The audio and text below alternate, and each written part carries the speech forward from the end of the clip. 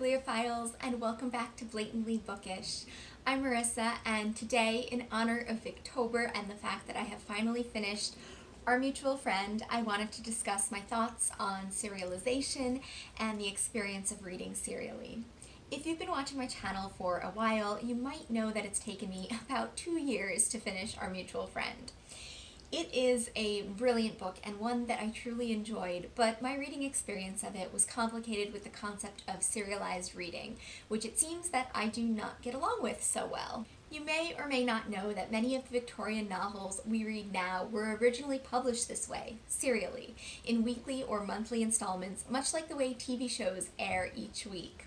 The success and popularity of serialization is multifactorial and has to do with an increase in literacy during the time period, as well as new printing methods, publishers who pioneered the form, and of course, talented authors who wrote serially, most notably Dickens, who is probably the most well-known for the form. Though plenty of other authors, including Wilkie Collins, Gaskell, Sir Arthur Conan Doyle, and Dumas, published their works serially as well. Serialization is one of the reasons why so many Victorian books are such long, chunky tomes.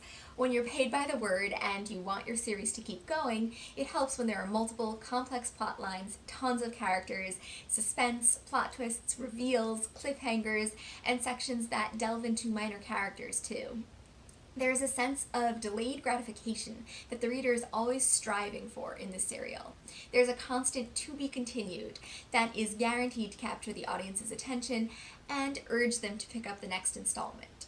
So why is it then that these serials had a bit of a rocky start, and why is it that I personally struggled with serialized reading and my experience of reading Our Mutual Friend?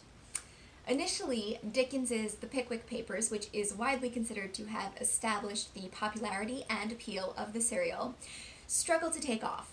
It wasn't until the fifth installment, when Dickens introduced a funny, working-class character named Sam Weller, that the serial exploded with popularity.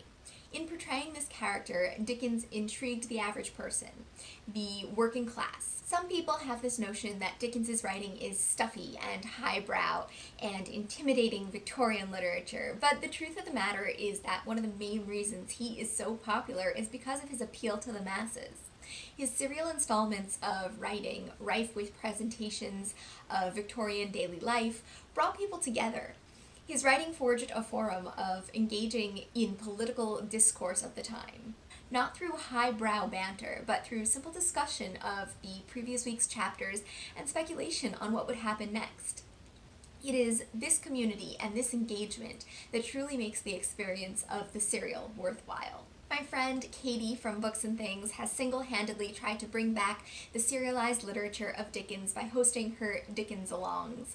She had a read-along of Our Mutual Friend, and she is now hosting another serialized read-along of Bleak House. She's tried to create a community like that of the Victorian period, where people discuss the chapters as they read, both on Goodreads and in the comments section of her detailed and brilliant videos for each section. I tried to join the Our Mutual Friend read-along, and I kept up with it for a while, but I found that having the entirety of the book in front of me ruined the experience. When I was on track with the read-along, it took so much self-control not to binge read the entirety of the book. And then when I put it down, I struggled to pick it up again, knowing that as soon as I started to truly engage with Dickens's prose, I would have to stop again.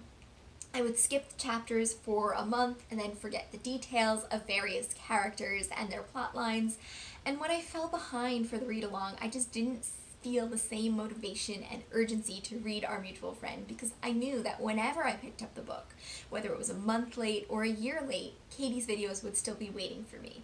Perhaps it's because I'm a product of today's society, but I am a binge consumer of media. I am the kind of person who discovers a new show on Netflix and will stay up all night finishing the first series.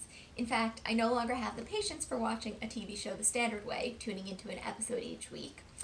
And I often wait for the entire series of a show to be completed so I can watch it all at once or within a few days. I frequently read books in one day or in a few sittings, and I struggle to pick up a few pages of reading here and there when I have small amounts of time throughout the day.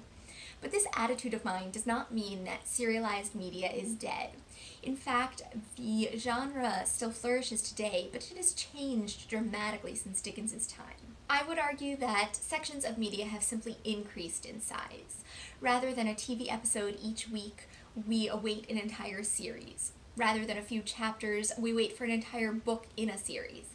We still feel that anticipation and that sense of suspense that comes with serialized reading. But in an increasingly busy world, we make less of a regular commitment to keep up with media. We can parse it in seasons that happen once a year rather than sections that occur weekly.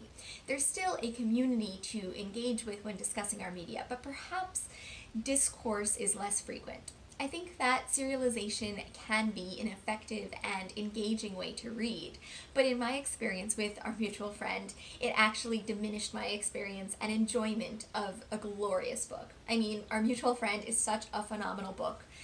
There is so much depth and complexity to both the characters and the plot. It's a brilliant analysis and satire of Victorian society, including the importance of money, respectability, marriage, and so much more. Despite my negative experience, I still love the book. It's one of my new favorites, and I hope that everyone gets a chance to read it one day. And I hope that I have a chance to reread it over a shorter period of time. I seriously want to just stick this book in everyone's hands and say, read, please, enjoy.